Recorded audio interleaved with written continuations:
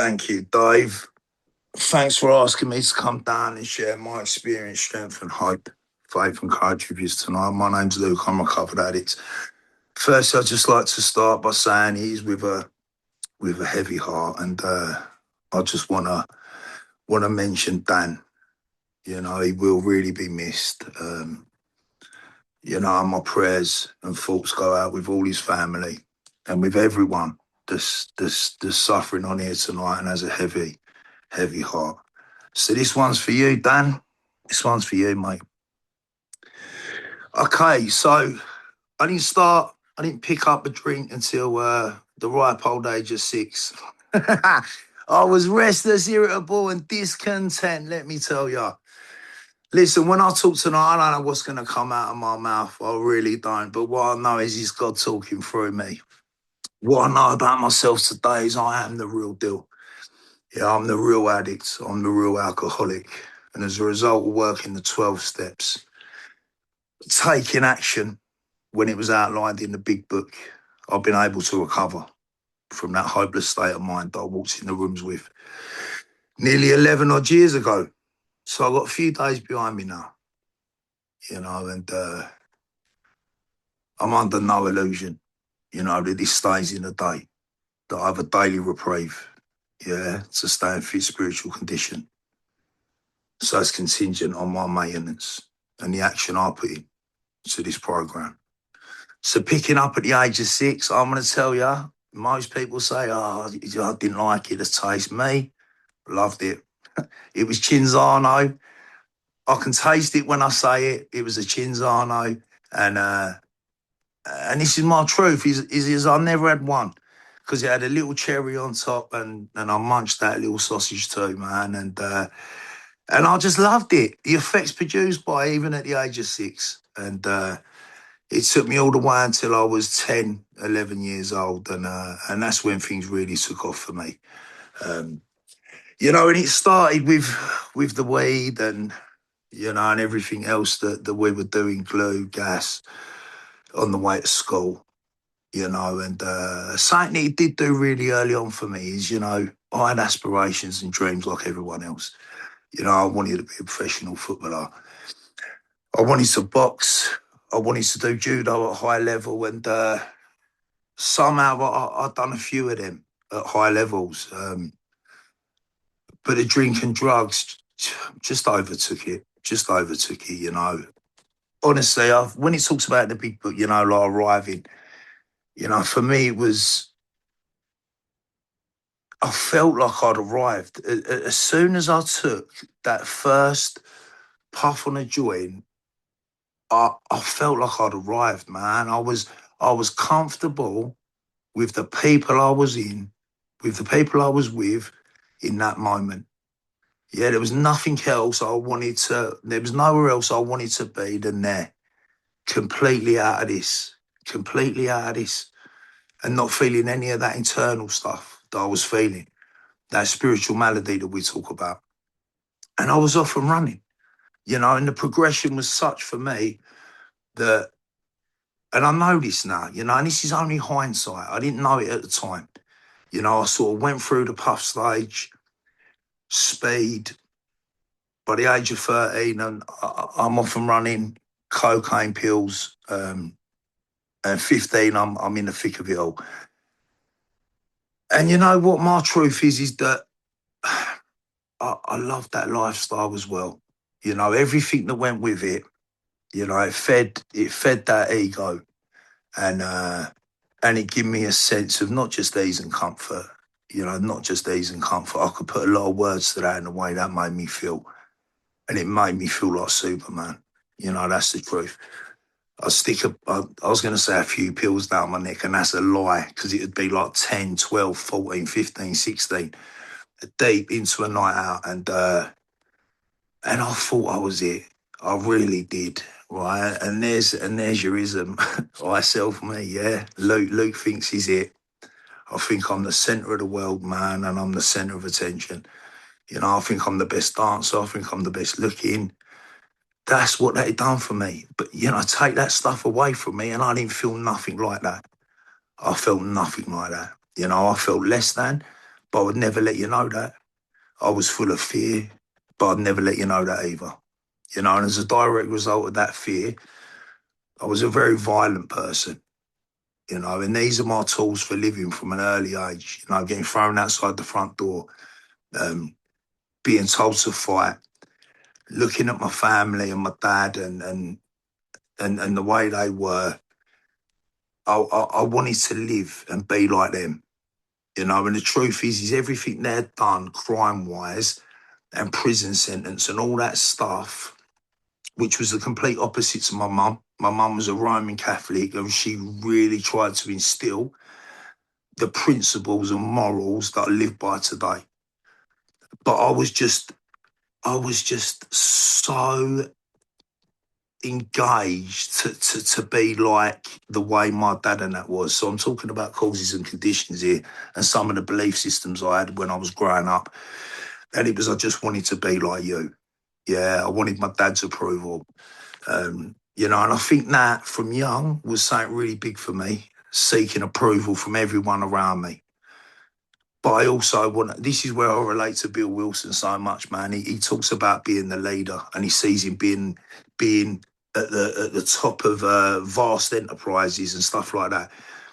That was it for me. You know, I wanted to be the leader, you know, and I was one of them people that I'd try and control everything around me because I wanted you to do exactly what I wanted you to do. And if you didn't do that, I'm throwing my dummy out the pram, and guess what? I'm not playing. I'm not playing. And I think that's why I went through my school life, and it was like, sports, I'm in. Anything academic, I'm out. I'm not playing. Please don't ask me questions. That fear's too much. I'm hiding behind the desk, praying. Please do not pick me out because I am going to react. And I went through my whole life like that, just reacting. I was so reactionary. Anything that happened around me, react, react, react. There was no, there was no pause, stop, look at what I was doing, you know, and all these tools that I picked up and the lying, the dishonesty from a young age, again, attention, good or bad, didn't matter. I loved it. Um, Bode well for the life I was about to lead. Because at the age of 15, I take a crack pipe. And by 17, I do the one drug that I said I never, ever would touch. And that was heroin. I looked at heroin addicts and I thought they were proper addicts. And I ain't never going to stoop to their level. And if I probably had seen you, this is the sort of person I was, I'd probably clump you. Yeah, because that's how I felt about myself. And nothing to do with the addicts. It was me and the way I felt about myself. But that's the way I perceived it. And then at the age of 17, I can remember taking that first line, chasing the dragon, and man, that was like a spiritual experience. That was like a spiritual experience. And then my second, what felt like a spiritual experience to me was when I stuck a needle in me. And when I stuck that needle in me at the age of 17, I can remember my head going down and thinking, wow, if I don't die here, like this is my thinking for you, if I don't die here, I'm doing this again and again and again. Right? And that's not someone who thinks normally. Yeah. But that's the thing with me is my thinking ain't normal. Yeah. And I definitely don't have a normal reaction around a drink and a drug. Alcohol and heroin stayed with me for the rest of my time of using to the age of 37. And in the beginning, I absolutely loved it. It done everything it said on the tin. I refer to it like a Ready Brick advert. Yeah, you ever seen a man and he glows up? Yeah, that was it for me. You know, as soon as I put that heroin inside me, I was glowing. I was warm. Yeah, that brought me more than ease and comfort, right? And I didn't have to deal with anything outside myself because I couldn't deal with responsibility. I couldn't deal with life. The way I dealt with life was running around like a fucking tornado, smashing to pieces the lives of everyone around me. and anyone I come into contact with. And that's my truth. I'm selfish and I'm self-centered. And all I care about is getting that drug inside of me. And I don't care how I get it, I'm getting it. I'll think about that after for a split second. and literally a split second, I'll think about the consequences and that's all right, I'll have another bit of gear and I'll deal with that whenever that happens.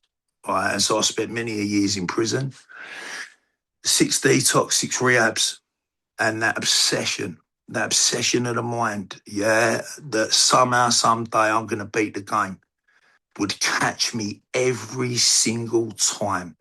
I'd have moments of cleaning up in institutions, and then as soon as I walked out of them doors, after again, I felt comfortable in the place I was in. As soon as you let me out, I felt such dis-ease, restless, irritable, discontent. I'm full of fear because I don't know how to deal with life. I just don't know how to do it. And so I use again. My head will trick me every single time. Look, just go and get yourself 2 Stellas, right? Just go and get yourself 2. And then I'll get there and I don't even buy 2 Stellas. I buy like 2, what are they called? Oh God, it's been so long since I took them. The strong beers. I'll go for the 11% straight away, tenant super. And it'd be 6 of them. It'd never be 2. It'd be 6. And I know that about myself now, that when I would stick them drinks in me, it would then take away the fear of using. The second insanity that we talk about, picking up stone cold, clean and sober, knowing exactly what's going to happen. The second insanity we talk about. That would happen to me every time. Every single time. And I would use. And then the phenomenal craving would kick in. And it would just tear me all around the place, man. And I couldn't stop. I could not stop. And when I stopped, I couldn't stay stopped. And the only times I stopped was because of fear. And that's the truth. Fear sobered me up for a little while, like it talks about in the book. And then again, some problem, whatever, get into a day on a certain day. Like, for me, that's what sticks out to me there in the big book is a funeral. My sister-in-law's funeral. She was murdered. And I cleaned up for about 6 weeks. And then on the morning of the funeral, my head tells me I can't deal with this. And I need to go and get myself a bag. And I end up getting a couple of bags and I get a rock. And that then takes me on a 7-year spree. And that took me to a place in the big book that it calls incomprehensible demoralisation. I'm absolutely twisted. And I'm in my bedroom and I'm upstairs and I can't do this no more. I can't do this no more. And this was a day prior to this. What happened was I was with my best mate and I didn't really know anyone as much as I knew God knows how many addicts, because I've been a street junkie for 7 years. As much as I knew all them people, I didn't know anyone that used like me. People used to say that to me, Luke, we thought we was getting a phone call, we thought you were dead again. Do you know what I mean? But this time it was it. And I'm with my best mate and he used like I used. And he tells me he's got pain. And I say, I'm going to go and score. And he goes and rests and I come back and he's laying there and he's dead. And I can't bring him round. And I went back and any normal person would have just stopped there and then. But I couldn't. You know, I went back to my room, I call it, which was upstairs, which was a crack den. They had 3 bin liners and needles full of blood by the time I cleaned that room out, when I got clean and sober. And that was on the 14th of February 2015.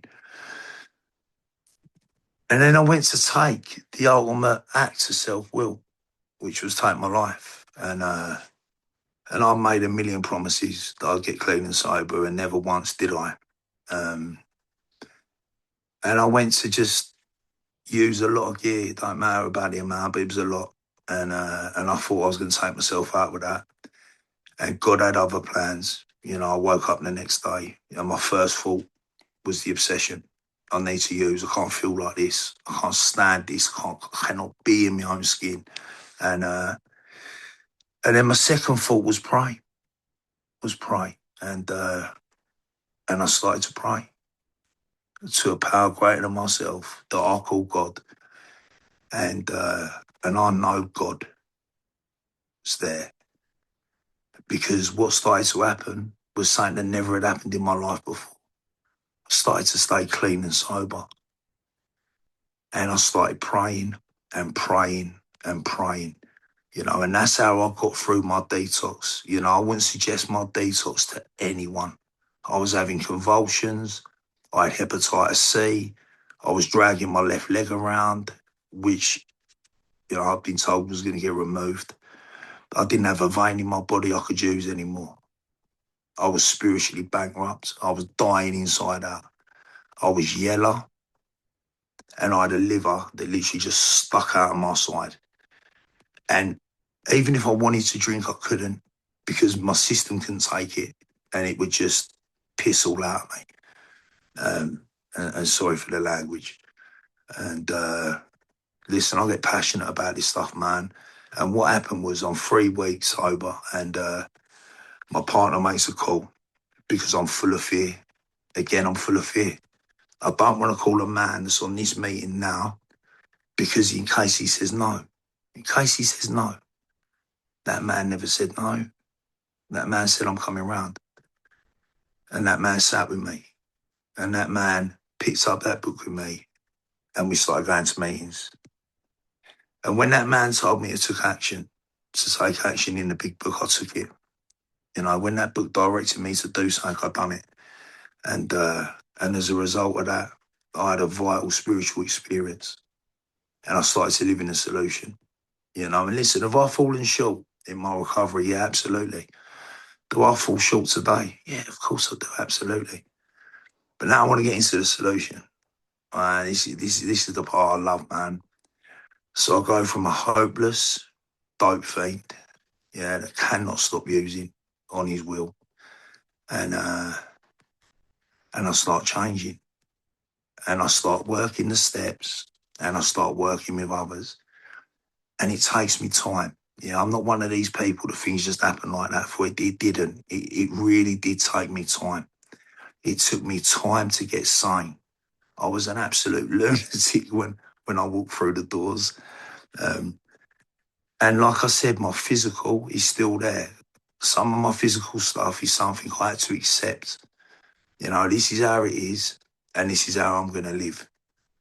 But I'm willing to do that because there were times I used to look at my scars, look at my leg, and look at stuff like that and think, you know what, I might as well just I surrender to the fact that I will just keep using until I die because of my physical state. On a disabled scooter, da-da-da-da-da. Today I walk around. Crazy that I walk around today. My health's got better. I haven't got hepatitis C no more. And that was a massive God shot for me in recovery. And that happened, nothing to do with me. This is all God. This happened through me opening a H&I meeting. I opened a H&I meeting. And the people where I opened it up saw that I still had hepatitis C and that I was suffering and struggling with it physically. And then they put me on, they put me into a course that was happening for about 600 people in this country. It was one of the first times it had happened. And they put me in for like £140,000 treatment. And that wasn't because I'm special and because I'm different. It was nothing to do with me. It was just my actions of helping others and showing people that there's a way out. Turning up to that meeting week in, week out, whether I was ill or I weren't, I was there. And they saw that. They saw in me what at that time I could not see in me. And they put me forward for this. So I then had my liver repaired, back to normal now. The old Luke would have thought, oh, your liver's all right. You can drink again, Luke. But that never happened because I've been restored to sanity. Yeah. going to be completely honest with you now, and I'm not saying this has to be your truth. I've not thought about taking a drink or drug for about 9 years. I've not had that thought to drink and use. The promises in the big book came through because I've done this honestly. I had an open mind and I was willing. You know, when people say that to me, how does this work, Luke? There's a whole chapter on it. How it works. There's a whole chapter. If you can be honest and you're going to be open-minded and willing to do what you need to do, and I know I hear sometimes people say, like, recovery is so much easier than the using and that. Sometimes it feels like, yeah, it really does. Other times, not so much, because it can be tough. Life can be tough. But I have the tools today to live my life as peaceful as I can be. You know, we all wake up. So this is a good example of my days, all right? I get up in the morning, I have an hour of meditation, right? This is just my thing. And if you don't do it, I don't want to hear about it 'cause it's just an opinion, right? I spend an hour in meditation. That has changed me as a man unbelievably. I've become a kinder man, a gentler man, a softer man, stuff that I never thought would happen to me. All of a sudden, I've got that intuition that he talks about, being on that higher plane through meditating, getting to know where peace is within myself. So at any given moment in a day, I can stop, watch, I pause and I watch, I ask and I turn. Proper use of the will, thy will be done. And I align myself with God. And another tool I use is the four absolutes. You know, what do we have to do when we go through our day? We have to watch out for selfishness. We have to watch out for dishonesty. We have to watch out for resentment and watch out for fear. And if you go and put them through the four absolutes, which are the complete opposite to every single one of them, yeah, you're going to be with God and you're going to be all right. And is there times where spirit just comes up and all of a sudden every aspect of self is all over the floor? Absolutely. Before I get a chance to pick it up, it is. And I have to take inventory, you know, and I put pen to paper. My sponsors are zealot for that stuff. I always question myself. I don't know more, but I did through my recovery. He knows he's saying, I'd always say to him, am I doing enough inventory? And he'd say, well, are you? Are you doing enough inventory, Luke? Well, I've not really got anything pending, but it was when I was questioning myself. I don't question myself with that stuff today. If there's anything there that needs to come out of here, yeah, I'll come out of here. I'm going to put that stuff down on paper. I'm going to see the realisation. I'm going to look at the 100 forms of fear that have driven me to that. And then I'm going to ask God to remove it. And then I'm going to, do you know what? One of the most, this line in the big book is not mentioned enough, right? We get to let God demonstrate through us what he can do. Wow. Like, how cool is that? How cool is that? I might have seeked God and God came to me in that first moment on the 14th of February. But then he's took me every day to get up and do what I do, my morning routine. And that's what I was going to talk about a little bit before I went on a little tangent then, is that I can do my hour meditation, my on awakening, my own personal prayers, my 1 to 12. Then I have some stillness. Then I might listen to some Moji. And then I come down the stairs and I feel like Jesus himself, right? And then all of a sudden, bam, bam, bam, bam, bam. I got people going off left, right, and centre. Acceptance is the key, yeah? Sometimes I don't accept it. And all of a sudden, my head's popping off left, right, and centre. Who's he talking to? How dare you talk to me like that, right? But the difference is I don't have to act on that. Do I? Sometimes, yeah, of course I do. Other times, I do not. And that's probably 95% of the time I do not. I watch that fault. I watch it. And again, proper use of the will. Straight away after the hour's meditation, there is me, minutes after, straight away, I will be done. I will be done. In my life and as well as theirs. On I go. Into the car. Someone's beeping behind me. Beep, beep, beep. How the fuck? Pause, Luke. Pause. I will be done again. Have a nice day. Yeah? Sometimes, not so spiritual, but most of the times I am. Do you know what? The best gift I've been given in here, and it's something my sponsor said to me. He said, he said to me, I'm going to give you a few promises, Luke. He said, one, you don't have to have a drink and use again. That was a fact. Two, you don't have to feel the way you feel right now again. Came true. Three was I want you to take your big book, this here, this in absolute pieces, and I want you to go and help the next man. And my thought process at that time was, do you know what? If I could help one other man or one other woman, right, I'll die happy, man. The truth is, God's plan was way bigger than what Luke could think. I've opened meetings, and a lot of them, I do groups are taking people through BBA, the Big Book Awakening, where I had a really profound experience with BBA. And I'm able to internalise that and then give that stuff away.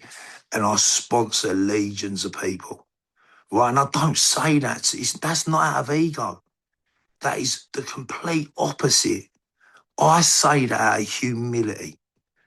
Yeah? I don't want to be that selfish, self-centred man I was. I don't want to go back to that life. I don't ever want to go back to that, and I won't. A day at a time, I will not. I refuse to. And the way I'm going to do that is by living this stuff.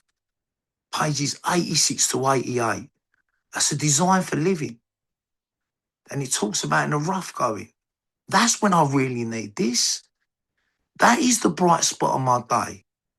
I can be having a day where I'm feeling a little bit down, there's a little bit much going on around me, and yes, I've got the tools to sort that out, and all of a sudden I'm on the phone, and there's someone on the other end, and he is dying. And I literally just talk to that man and say, listen, I know, I've been there. I know a way out. I know a way out. Keep in touch with me, and I'm going to take your hand, and we're going to get in that big book, and you're going to have a spiritual experience. As long as you do what I did. If you do what I did and do what I do, you won't have to drink and use again. That's a promise. And if you get in the middle of that triangle, unity, service, recovery, together as one, the promise is that you'll feel whole. If you want to feel whole and you want to feel at peace, then make sure you're inside of that triangle. Don't get on the outside of it. I remember in a great saying once that it was from a man at a Friday night meeting I was at. I think he was doing like a main speaker share, and he sort of said, if you was at a banquet, and I don't know if my sponsor remember this, but he said, if you was ever at a banquet, right, would you be on the outside taking little bits? Look at me, I'm a big man. In my head, I thought, no, I'd be straight in the middle, getting the best bits, the steak, the this, the that. I got that concept. It was like, yeah, wow, get in the middle of this stuff, man. There ain't no middle of the road solution for a man like me. Listen, I don't know how long I've been going on, mate. How long have I got? Have I got a little while yet, Dave? I've got 2 minutes. Wow, okay. Really thought I might be going over time there. Listen, one thing I'd like to just say to everyone, whether you're new, whether you've been round a little while, like we just started the meeting and I said, this is for you, Dan. I don't know what was going on in that man's life. But what I do know is it don't matter how long you're around, yeah, there's times where you can't let that pride, get in the way and that ego get in the way, yeah. It don't matter how long you've been around. You always need to be able to talk to that next man and tell him what's going on, or her. Yeah, you need to be able to have people around you that you trust, right? Don't be in here untreated, yeah? Or if you've got mental health problems, take them outside, get the help you need. Yeah, but if you really need help and you're struggling, no matter how long you've been about, right, don't ever get that proud that you can't turn around and say to someone, listen, I need help. I need help. Because this fellowship is what that's all about. That's what we do. We're there to help you. Get yourself a sponsor, properly armed with the facts about themselves and about the big book. Have a spiritual experience, a spiritual awakening, and then you, like me, can walk around with an awoken spirit. It is a beautiful feeling. Life has shown up. Life showing up for me right now, and it has done many a times in recovery. But you know what? Saying I believe is God never give me anything I can't handle as long as I do it with God, and I do it with you. Listen, I'll be quiet now and I'll leave it there. Thanks for having me. I really appreciate it.